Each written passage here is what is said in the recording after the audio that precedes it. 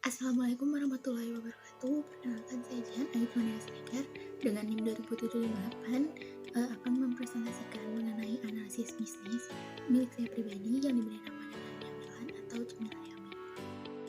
Baik, sebelum ke analisis bisnis, di sini yang pertama ada profil pribadi. Sebelumnya perkenalkan, saya Jihan Aifronia Siregar, lahir di Kota Cirebon tanggal 27 Februari 2002 dengan NIM 2078 dari program studi pendidikan bisnis Fakultas Pendidikan Ekonomi dan Bisnis, Universitas Pendidikan Indonesia. Bisnis yang akan saya analisis pada kesempatan hari ini adalah bisnis milik saya pribadi yang diberi namanya Milan, yang merupakan usaha yang berdiri sejak tahun 2021 yang bergerak di bidang kuliner.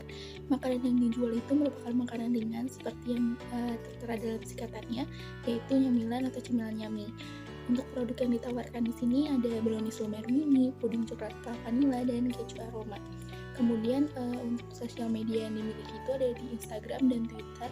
Instagram itu dengan username @nyami.man dan Twitter itu @camilanyami. Baik, untuk selanjutnya di sini ada filosofi logo. Yang pertama ini ada tulisan Nyamilan, yaitu menggunakan font Britani dengan size 63,3, dan untuk tulisan Camilan Yami itu menggunakan font Cooper Habit dengan size 12,3, dan backgroundnya itu menggunakan pastel warna-warni yang menggambarkan polos, cerah, namun tetap lembut saat dipandang mata.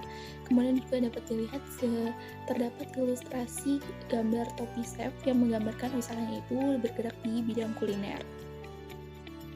Nyamilan memiliki visi dan misi. Visinya itu adalah Nyamilan atau Cemilan Yami menjadi pilihan utama ketika konsumen mencari camilan yang menggunakan bahan berkualitas dan terjaga kehigienisannya. Sedangkan misinya itu yang pertama menjadi bisnis kuliner yang menciptakan makanan ringan, unik, serta inovatif dan mengikuti perkembangan zaman. Kemudian memberikan harga yang terjangkau namun tetap menggunakan bahan baku yang berkualitas. Kemudian dalam menjalankan usahanya selalu mengedepankan konsumen atau menjaga hubungan baik dengan konsumen. Lalu selanjutnya saya menganalisis visi misi yang sudah saya buat, dan hasilnya itu visi sudah menjawab pertanyaan dasar, yaitu ingin menjadi seperti apa, sedangkan misinya itu hanya membuat komponen produk, konsep diri, dan filosofi. Oleh karena itu, saya melakukan revisi visi dan misi, maka visinya itu menjadi Nyamilan atau Cemilan Yami menjadi pilihan utama ketika konsumen mencari cemilan yang menggunakan bahan berkualitas dan terjaga kehigienisannya, sedangkan misi itu adalah menjadi pilihan utama perusahaan makanan ringan atau cemilan di kota Cirebon dan Bandung, baik anak-anak ataupun orang dewasa. Untuk itu, Nyamilan akan memenuhi pengharapan konsumen akan kualitas tinggi namun dengan harga yang terjangkau. Kami juga akan memberikan pelatihan dan menyediakan peluang untuk tumbuh pada karyawan, serta selalu memberikan pelayanan terbaik kepada konsumen. Selanjutnya di sini ada rencana strategis dari bisnis saya, yaitu Nyamilan. Yang pertama ada kondisi umum, di mana bisnis di bidang kuliner ini tergolong ke dalam usaha yang tidak ada matinya, karena makanan itu kan merupakan kebutuhan pokok setiap manusia. Makanan ringan juga termasuk pilihan makanan yang cukup baik diminati. Namun dalam menjalankan bisnisnya, Nyamilan ini terdapat potensi dan permasalahan. Potensinya adalah persaingan cukup kompetitif dan konsumen dapat dengan mudah berpindah merek. Sedangkan solusinya adalah menjaga kualitas produk, memberikan ciri khas, dan selalu inovatif. Selanjutnya di sini ada rencana strategis selama 5 tahun ke depan. Yang pertama pada tahun 2022, Nyamilan berencana untuk aktif kembali atau mulai untuk produksi, promosi, dan sosial media kembali, kemudian melakukan paid promote, dan pada tahun 2023 menambah produk baru dan menggunakan jasa endorser. Kemudian pada tahun 2024 rencananya memiliki ruang produksi dan membuka pekerjaan atau menambah pekerja. Kemudian pada tahun 2025 harapannya dapat membangun toko offline, dan pada tahun 2026 dapat memiliki cabang di beberapa tempat.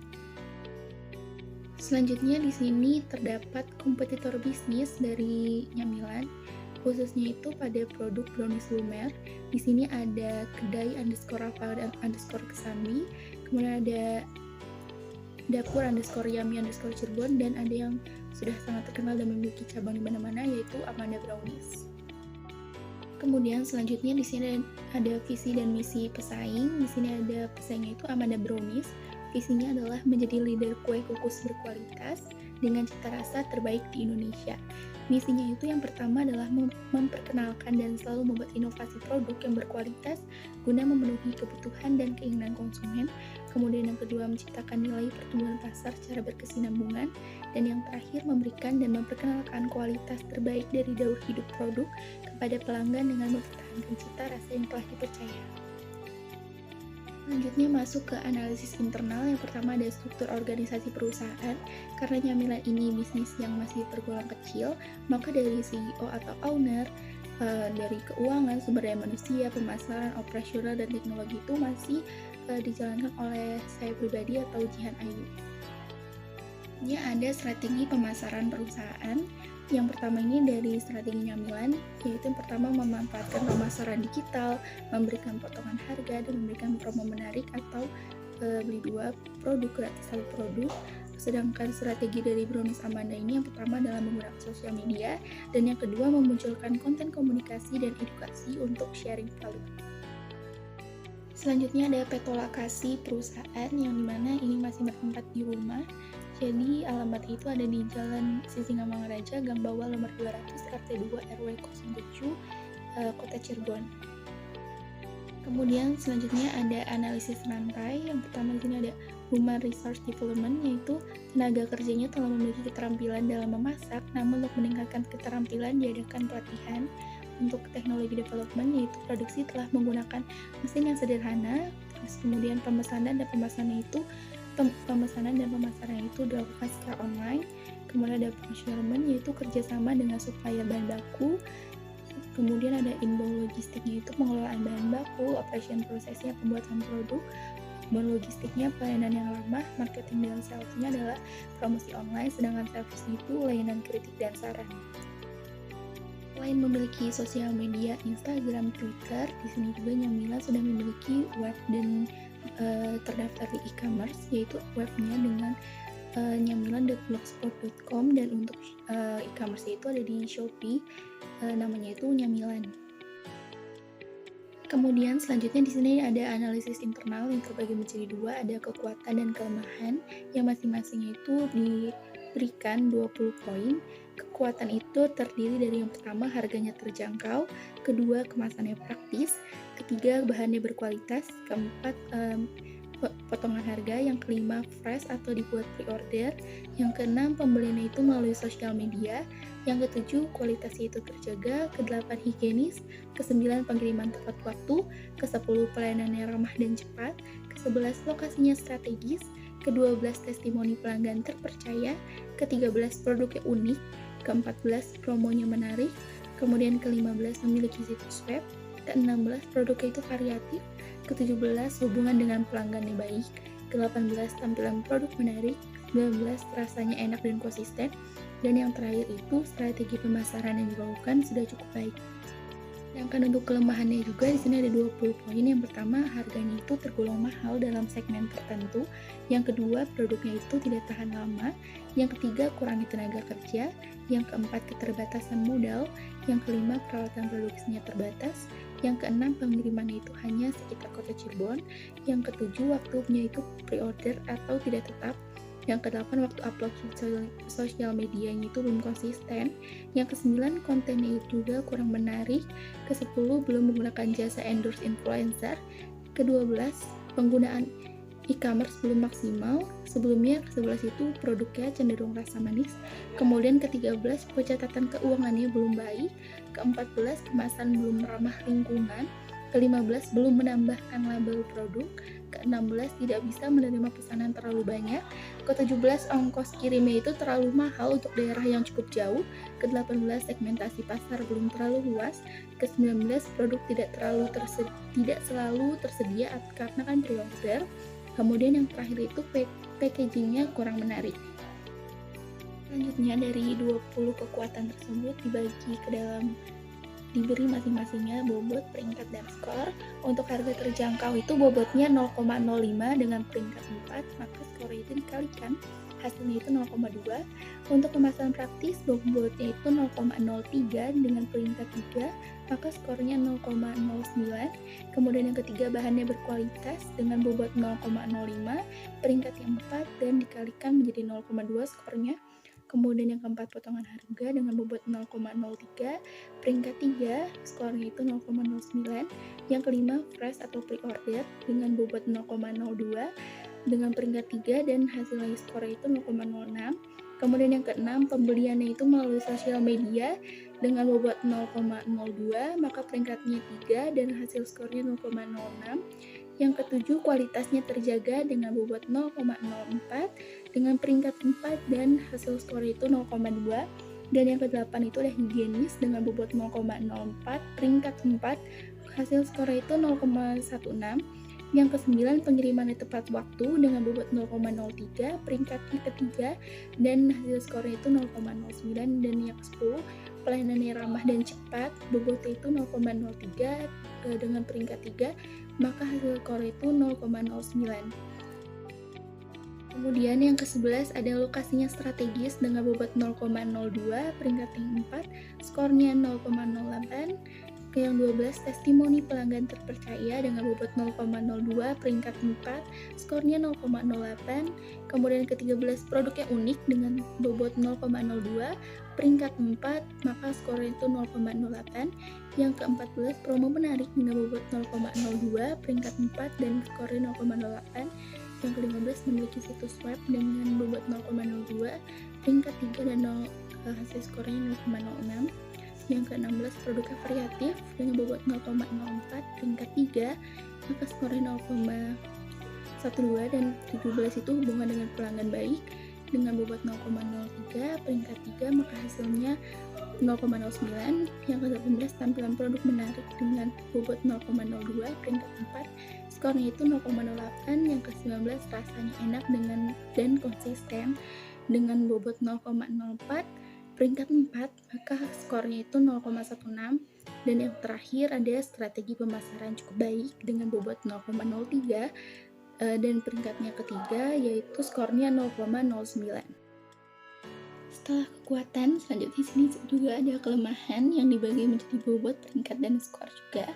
Yang pertama itu harga tergolong mahal dalam segmen tertentu, mendapatkan bobot 0,02, peringkat ke-1, skornya itu 0,02. Yang kedua, produknya itu tidak tahan lama, bobotnya 0,02, peringkat 1, skornya 0,02. Kemudian yang ketiga, kurangnya tenaga kerja dengan bobot 0,02, peringkat 2, maka skornya 0,04.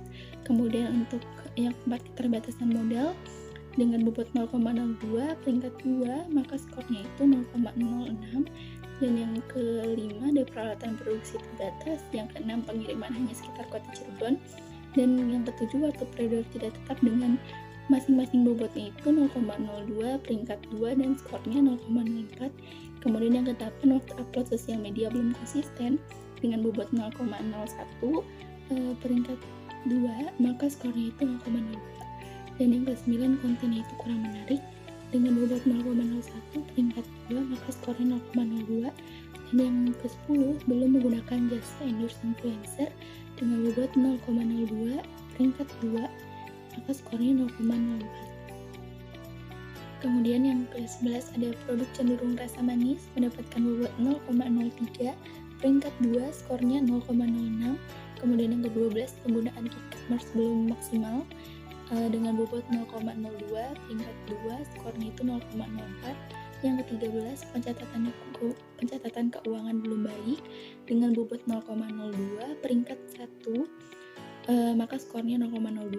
Yang ke-14 kemasannya itu belum ramah lingkungan dengan bobot 0,02, peringkat 2, maka skornya 0,04. Yang ke-15 belum menambahkan label produk dengan bobot 0,02, peringkat 1, skornya 0,02. Yang ke-16 tidak bisa menerima pesanan terlalu banyak dengan bobot 0,02, peringkat 2, dan skornya 0,04. Yang ke-17 ongkos kirim terlalu mahal untuk daerah yang cukup jauh dengan bobot 0,02, peringkat 2, dan hasil skornya itu 0,04. Yang ke-18 segmentasi pasar yang belum terlalu luas dengan bobot 0,03, peringkat 2, maka skornya 0,06. Yang ke-19 produknya itu tidak terlalu tersedia atau pre-order, maka dengan bobot 0,02 dengan peringkat 1, skornya 0,02. Dan yang terakhir packagingnya kurang menarik dengan bobot 0,02, peringkat 2, dan skornya 0,04. Dari tabel kelemahan dan kekuatan tersebut ditotalkan, maka bobotnya itu mendapatkan hasil 1 dan skornya itu 2,82, di mana dapat disimpulkan berdasarkan perhitungan matriks EVI atau evaluasi faktor internal, skor yang didapatkan adalah 2,82 atau lebih dari 2,05, yang dimana artinya adalah bisnis ini sudah dapat dikatakan bagus. Selanjutnya di sini ada analisis eksternal yang terbagi menjadi 2 dan masing-masing diberi 20 poin. Yang pertama ada peluang dan ancaman. Untuk peluang, yang pertama adalah jumlah permintaan tinggi pada waktu tertentu. Yang kedua, produk makanan dibutuhkan masyarakat. Yang ketiga, masyarakat menyukai cemilan manis. Yang keempat, peluang pasar yang besar. Yang kelima, tren produk yang berkembang. Yang keenam, sosial media membantu pemasaran. Yang ketujuh, adanya sistem online untuk menjangkau pasar baru. Yang kedelapan, lokasi usaha strategis. Yang kesembilan, produknya itu bermanfaat untuk kesehatan. Yang kesepuluh, menjadi pilihan di berbagai kalangan. Yang ke-11, pelanggan yang loyal. Kemudian yang ke-12, produknya itu belum terlalu banyak dijual di sekitar kota Cirebon. Kemudian yang ke-13, pemanfaatan teknologi modern dapat mempercepat proses produksi. Yang ke-14, tingginya kepuasan konsumen. Yang ke-15, menjadi pilihan konsumen yang dapat dipercaya. Yang ke-16, segmentasi pasar tepat. Ke-17, produk camilan lebih mudah untuk dilakukan inovasi. Yang ke-18, kebutuhan pasar yang selalu meningkat. Yang ke-19, kemudahan dalam melakukan variasi produk. Dan yang terakhir adalah tingginya kepuasan konsumen. Sedangkan untuk ancaman, yang pertamanya itu banyaknya pesaing yang serupa, yang kedua produk pesaing lebih variatif, yang ketiga harga bahan baku tidak tetap, yang keempat tren cepat berubah, yang kelima perbedaan selera konsumen, yang keenam berkurangnya minat pembeli, yang ketujuh perekonomian tidak stabil, yang kedelapan pesaing cepat melakukan inovasi produk, yang kesembilan kesadaran masyarakat mengenai dampak buruk jika terlalu banyak mengkonsumsi makanan manis, yang ke-10 banyak pesaing yang lebih kumpul dan sudah jauh lebih dikenal, yang ke-11 pesaing menggunakan promosi yang lebih menarik, ke-12 masyarakat lebih banyak menyukai cemilan pedas, ke-13 sosial media kompetitor itu lebih menarik, yang ke-14 kurangnya daya tarik konsumen pada sosial media perusahaan, ke-15 kepuasan konsumen namun tidak memberikan testimoni. Kemudian yang ke-16, pilihan konsumen yang tidak dapat dipenuhi. Ke-17, muncul berbagai macam produk camilan yang lebih menarik. Ke-18, kuantitas dan kualitas sumber daya manusia pesaing itu lebih unggul. Ke-19, teknologi atau mesin produksi pesaing juga lebih canggih. Dan yang terakhir, kompetitor sudah memiliki cabang di berbagai kota. Sama seperti kekuatan dan kelemahan, untuk peluang dan ancaman juga dibagi menjadi bobot, peringkat, dan skor, dan diberikan masing-masing poinnya yang berbeda. Untuk peluang sendiri itu peringkatnya antara 3-4 dan skornya itu dikalikan antara peringkat dengan bobot. Sedangkan untuk ancaman itu peringkatnya dari angka 1-2 dan skornya itu juga sama dikalikan antara peringkat dengan bobot, maka diketahui hasilnya itu menjadi skor. Dan kemudian sama seperti kelemahan dan kekuatan juga, antara ancaman dan peluang itu ditotalkan dan bobotnya itu 1, skornya itu 2,69. Maka dapat disimpulkan berdasarkan perhitungan masing EV atau evaluasi faktor eksternal, skor yang didapat adalah 2,69 atau lebih dari 2,5, sehingga bisnis ini juga sudah dapat dikatakan bagus. Selanjutnya di sini ada matriks SWOT atau matriks SWOT. Yang pertama yang dibagi menjadi 4, ada strategi strength dan opportunity, ada strategi WO atau weakness dan opportunity, kemudian ada strategi ST atau strength dan threat, dan yang terakhir ada strategi WT atau weakness dan threats. Nah, untuk strategi SO ini yang pertama menambah beberapa varian produk baru, kemudian yang kedua memberikan kepercayaan kepada konsumen agar dapat membeli produk, kemudian yang ketiga menjaga kelengkapan produk, dan yang keempat memanfaatkan pelayanan yang ramah untuk menarik konsumen. Sedangkan untuk strategi WO, yang pertama ada promosi memanfaatkan sosial media, kemudian yang kedua menjaga kualitas produk, dan untuk strategi ST atau strength dan threat itu yang pertama memberikan diskon atau bonus untuk konsumen yang membeli dalam jumlah tertentu, Kemudian yang kedua, mempertahankan harga dari ketersediaan produk yang ada. Yang ketiga, harganya itu harus tetap bersaing dengan kompetitor. Sedangkan untuk strategi WE atau weakness dan threats, yaitu yang pertama menggunakan beberapa bahan dengan buatan sendiri, kemudian yang kedua mengembangkan strategi promosi, dan yang terakhir lebih bisa melihat peluang. Kemudian selanjutnya di sini ada matriks CPM yang dibagi menjadi tabel key factors, bobot, kemudian ada pesaingnya Brownies Amanda, dapur underscore Yummy Cirebon, dan kedai underscore Rafa underscore Kesambi. Untuk key factorsnya sendiri itu terdiri dari harga, kualitas produk, kapasitas produksi, pemasaran, sosial media, variasi produk, lokasi, pelayanan, loyalitas konsumen, packaging, pangsa pasar, penyediaan fasilitas. Yang masing-masing pesaing itu diberikan poin untuk rating, dan skor itu dikalikan antara rating dengan bobot, maka mendapatkan skor masing-masing, dan jika ditotalkan bobotnya itu 1. Untuk rating Brownies Amanda itu 44 dan skornya 3,72, sedangkan untuk rating dari dapur underscore Yummy underscore Cirebon itu ratingnya 41 dengan skor 3,44, dan untuk kedai underscore Rafa underscore Kesambi itu ratingnya 39 dan skornya 3,28, maka yang tertinggi itu ada di Brownies Amanda.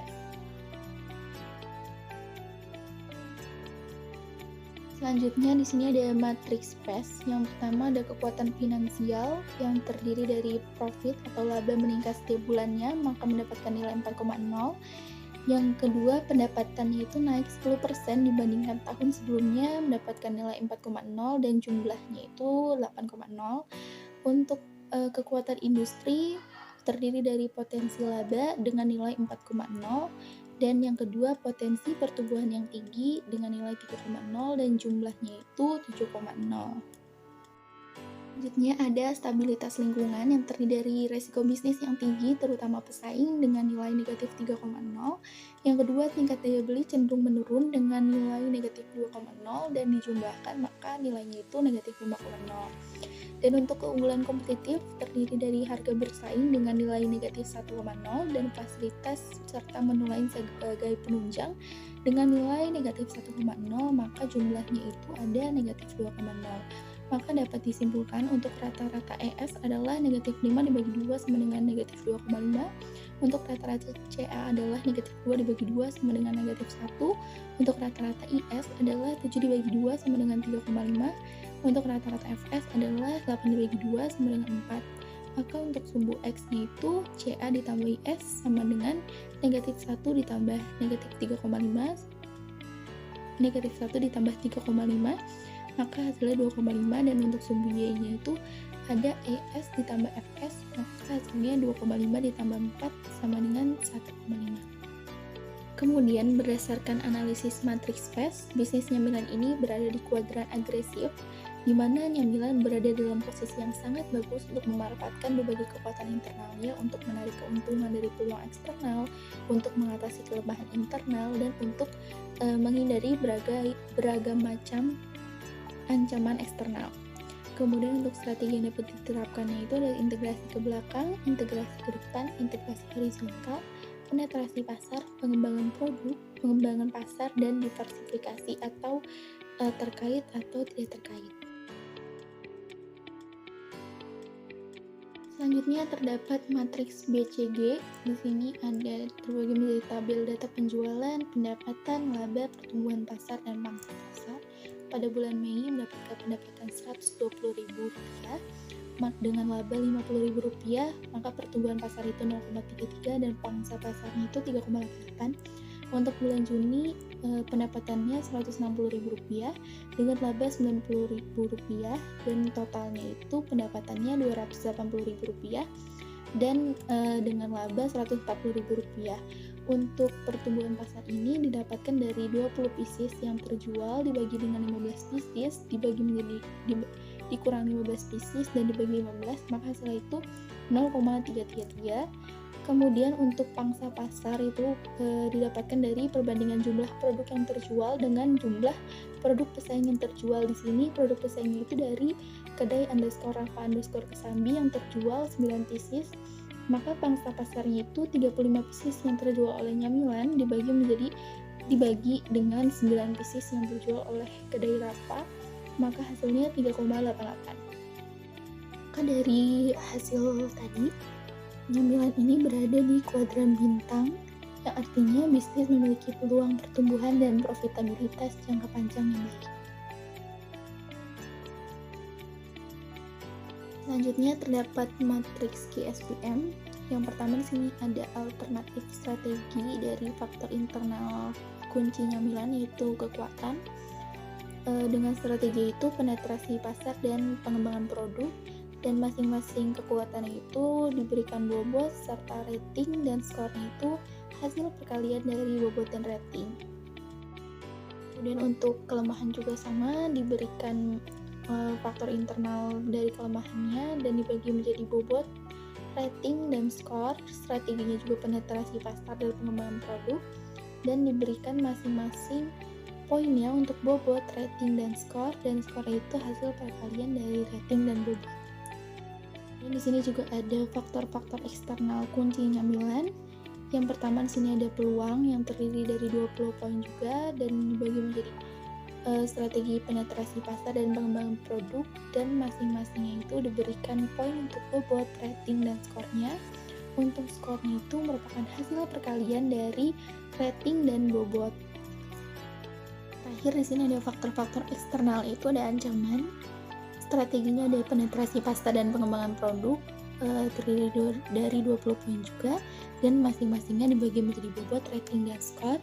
Kemudian diberikan masing-masingnya itu poinnya, dan skornya itu merupakan hasil dari perkalian rating dan bobot, dan ditotalkan hasilnya itu dari SWOT atau kekuatan, kelemahan, peluang, ancaman. Untuk strategi penetrasi pasarnya itu 5,39, dan untuk pengembangan produknya itu skornya 5,28. Selanjutnya di sini ditampilkan dari laporan laba rugi bisnis Nyamilan yang terbagi menjadi 4 kolom. Yang pertama ada pendapatan, kemudian pada bulan Juli 2022, pada bulan Agustus 2022, dan pada bulan September 2022. Untuk pendapatannya itu yang pertama pendapatan bersihnya pada bulan Juli 125.000, kemudian pada bulan Agustus 150.000, pada bulan September 200.000. Untuk harga pokok produksinya itu pada bulan Juli 100.000, Agustus 120.000, dan September 160.000. Maka laba kotornya pada bulan Juli 25.000, pada bulan Agustus 30.000, dan pada bulan September 40.000. Untuk biaya penjualan pada bulan Juli 10.000, pada bulan Agustus 15.000, dan pada bulan September 25.000. Kemudian laba sebelum bunga dan pajak berarti 15.000 pada bulan Juli, kemudian pada bulan Agustus juga 15.000, dan pada bulan September juga 15.000. Kemudian untuk biaya bunganya itu 0, kemudian laba sebelum pajaknya maka tetap pajaknya juga 0, maka laba setelah pajaknya juga 15.000 pada bulan Juli, Agustus, dan September. Maka di sini dapat diketahui gross profit marginnya atau penjualan bersih dikurangin HPP dibagi penjualan bersih, maka 125.000 dikurangin 100.000 dibagi 125.000, maka hasilnya itu 0,2. Dan untuk net profit marginnya, yaitu rumusnya adalah laba bersih setelah pajak dibagi dengan penjualan bersih, maka hasilnya itu 0,12. Selanjutnya di sini terdapat implementasi strategi. Yang pertama, Nyamilan memperluas pangsa pasar dengan memproduksi produk camilan yang lebih inovatif, beragam, dan dalam bentuk frozen food. Yang kedua, Nyamilan akan mempertimbangkan berdasarkan hasil laporan laba rugi. Dan yang terakhir, Nyamilan sedang merancang desain kelengkapan produk seperti detail packaging. Kemudian selanjutnya untuk evaluasi, di sini menampilkan balance scorecard yang dibagi menjadi 5 kolom. Yang pertama jenis perspektif, objektivitas, tujuan, indikator, dan inisiatif. Untuk kolom jenis perspektif ini terdiri dari perspektif keuangan, perspektif pelanggan, kemudian perspektif proses bisnis internal, dan perspektif pembelajaran. Dan untuk objektivitas terdiri dari meningkatkan pendapatan, pendapatan, memiliki tingkat pembelian pelanggan yang tinggi, menawarkan pilihan alternatif, dan memiliki sumber daya manusia yang terampil. Sedangkan untuk kolom tujuan yaitu terdiri dari meningkatkan pendapatan bersih, yang kemudian meningkatkan penjualan per pelanggan, kemudian mengkonversi penjualan ke saluran yang baru, dan yang terakhir melatih sumber daya manusia.